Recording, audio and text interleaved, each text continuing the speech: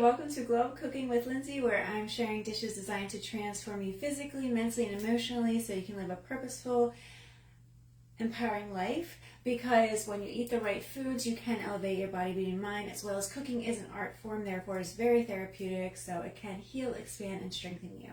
So we are starting a new series, which means a new Glow Up lesson, but I'm going to do things a little bit differently. I'm going to go ahead and start cooking because I haven't done any prep. I'm doing, this whole dish is going to be designed during this live. Hopefully. No. Alright, so we are working on Thanksgiving, but we're going to give it a little bit of twist, which I will tell you about why in a few minutes. We are going to be working with Celeriac. I don't know if you guys have used this before. I don't think it gets a lot of airtime, probably gets passed by a lot. Not the most appealing looking guy, but I'll tell you, its aroma is the best. And it is going to work perfectly in our dish today. So you're going to cut off the ends of each root, of the root.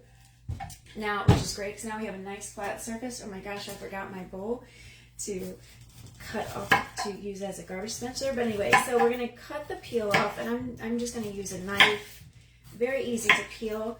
So some fun facts about this guy is he's very high in vitamin K. Vitamin K is really great for building strong bones. It's also 40% less carbs, approximately 40% less carbs than potatoes, which we are substituting in this Thanksgiving Day twist. Alright, so we're going to get most of it off, well, almost like all of it off. Let's get as much as we can. The peel actually is edible, although we're not going to use it in this dish. Because to be honest, I've never actually tried it. Okay, this does discolor fast. I'm sorry, I forgot my trash can over here, so let me just take this away real quick.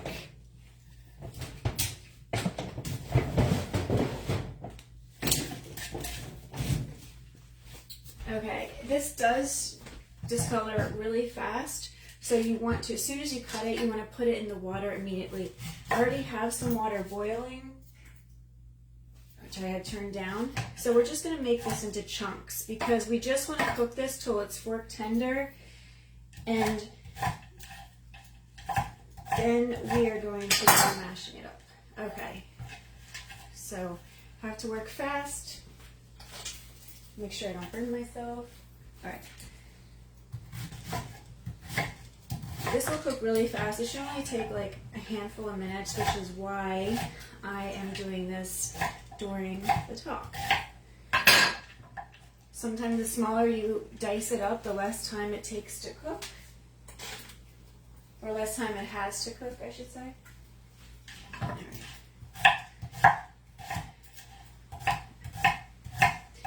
This you may have to buy in a specialty, not like a specialty grocery store, but like, I want to use like the higher end, but like a Wegmans or like a Whole Foods. Like, it's going to be hard to find, like, say, in a food lane. So make sure you, but honestly, for Thanksgiving Day, you probably want to go to shop for produce somewhere more, where the produce, even though I do go to Food Line regularly. Okay. So that is cooking. Like I said, we're going to get it so it's like fork tender. So let's talk Thanksgiving, which is in a few weeks, which means it's going to feel like it's here tomorrow. So Thanksgiving, we're reunited with the repeat offenders, which for my Thanksgiving Day table used to be the green bean casserole, the sweet potato casserole, the mashed potatoes, the gravy, the canned cranberry sauce, and of course the main character, turkey. Your tablescape might look differently, but that is what I saw year after year. And I didn't mind it. I mean, as long as I had stuffing, I was a happy girl, but I also probably did question it because I think that's like what I thought Thanksgiving was. I thought those dishes had to be Thanksgiving. However, the older I've gotten, the more I want a little bit of a change. And yes, my dietary preferences have changed, although I have never been a big turkey girl. But I think it's more so changed because I just love being creative in the kitchen, and also too, I hate feeling controlled, probably because I have been at various times. And if you ever think about it, like Thanksgiving Day dishes, it's a really controlling situation. I mean, we are kind of supposed to make these dishes that are dictated by our, elders, by people higher up limbs on the family tree. So, and I mean, I love this. I do. I appreciate tradition. I appreciate consistency, but I also appreciate grace and acceptance if you do want to try something different. Especially if you want to make something that excites you, and especially if it's more nutritious. Like, so, does it excite you to make grandma's State Fair award-winning apple pie? Or does it worry you because you don't have grandma's mad pie crust making skills? You know, like, I know you want to please your relatives and you might be worried about that. You might be worried about disrespecting grandma. But if you wanted to just make a little change to it, maybe you wanted to make the pie crust different, like with, you know, almonds and dates, make it more you, make it more bold, something that you just feel more comfortable with. I don't know, for me, I'm like, what better way to honor someone who loved you and who probably had hand in raising you in some way than to share a piece of you in their dish that they created, you know, with something that enhances you more. Because the thing is, when we follow someone else's playbook, when we follow someone else's recipe instructions that are designed to play to their strengths, their likes, their abilities, when we play to someone else's path to a goal, when we create something that isn't even our own concept or idea, we miss out. We miss out on learning something new. We miss out on playing to and enhancing our strengths and our abilities and our gifts.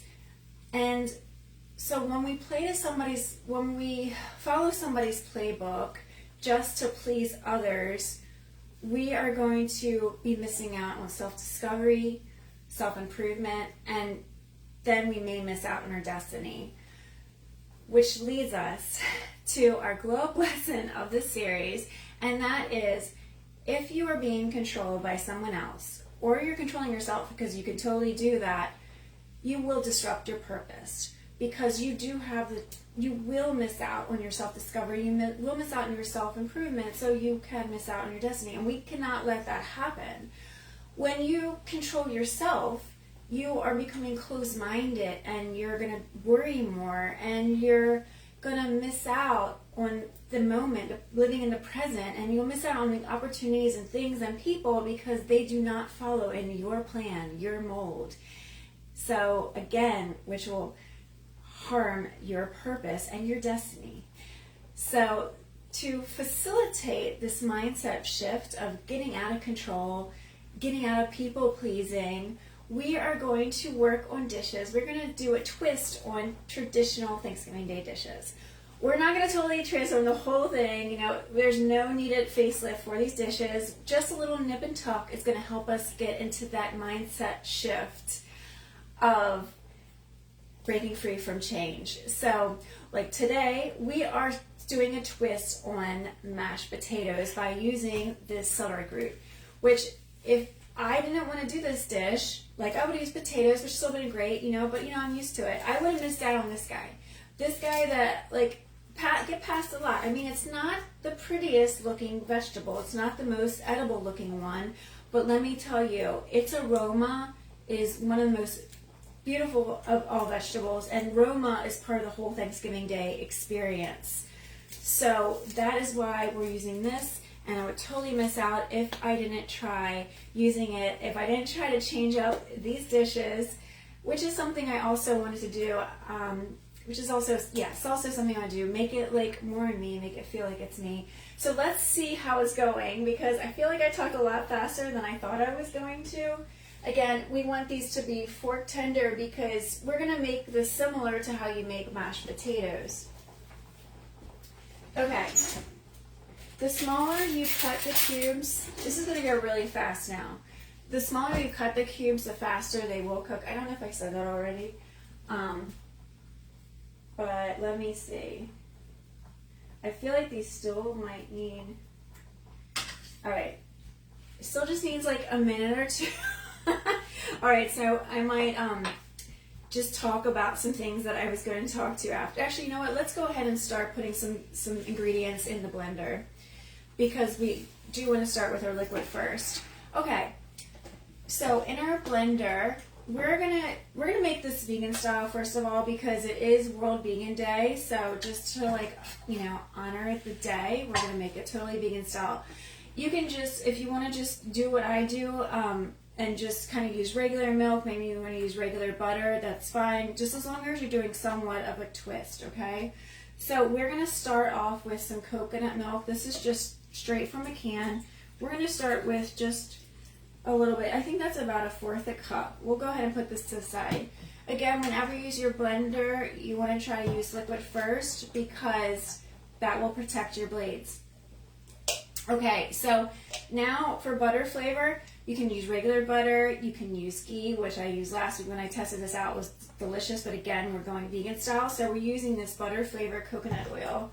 We're just going to use like a tablespoon. And so coconut oil is really hard at when it's cold, and this is totally going to get in my nails, when it's cold, but as it melts, as it gets hot, it will melt. And so when it hits that hot celeriac root, it'll start melting like right away. So we'll just do like a tablespoon.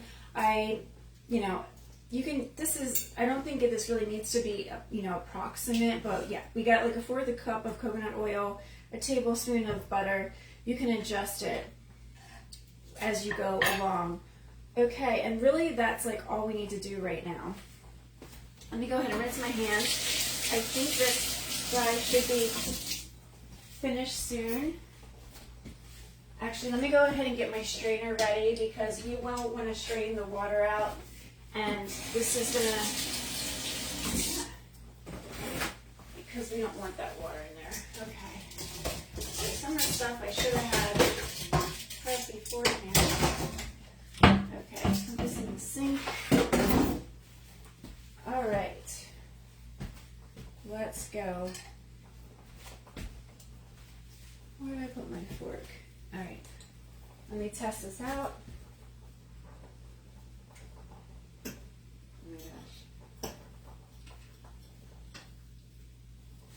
All right, let's just put on this thing because it's getting hard to manage. Okay, that should be good. Maybe just a little bit longer. All right, probably just like a minute longer. Okay, so if you're doing this, I'll do my final thoughts like now, just to have some talking in between. But if you're gonna do this, if you are gonna change up, do a twist, please practice beforehand. It doesn't matter if like not everybody in your family likes it, but it does matter if you like it. You're just gonna feel, it's gonna just really help you, encourage you to continue this path of breaking free of control and being your own person. So just practice, set a day ahead, and start easy with it. Don't go crazy. All right, we're gonna hope that this is fork tender and that it like mashes. Actually, I should check it. Let's check it real quick. Okay. We'll have to check one of the bigger ones. Yeah, I would say so. It's definitely fork tender. It could cook a little bit longer, but we're gonna just go for it.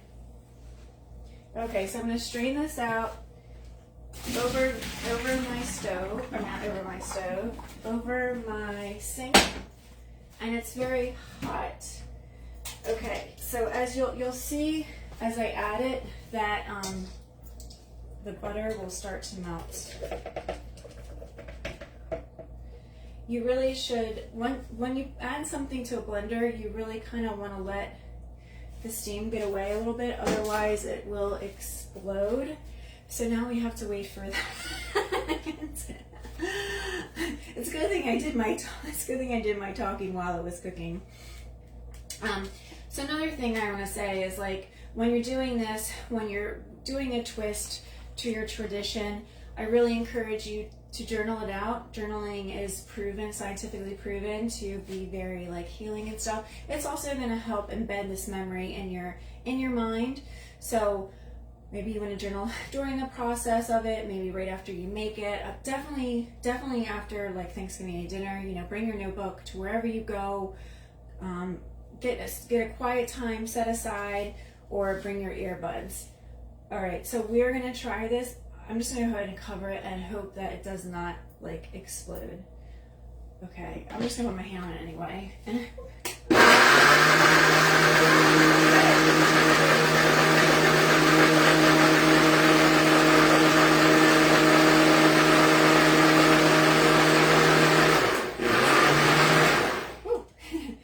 Oh my God, that worked out great. And then what you want to do, you know, you're gonna like taste it to see, make some adjustments. To me, it's like creamy. I have not added any salt yet at all. I didn't even add salt actually, like when I grilled it. So we are gonna add salt now.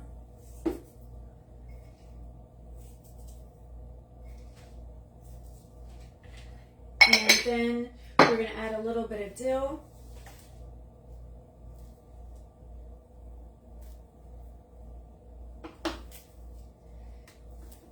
And that's just going to add a little extra something, a little extra color. And because we're also going to top it with that. Because, you know, we need to add our bling, right?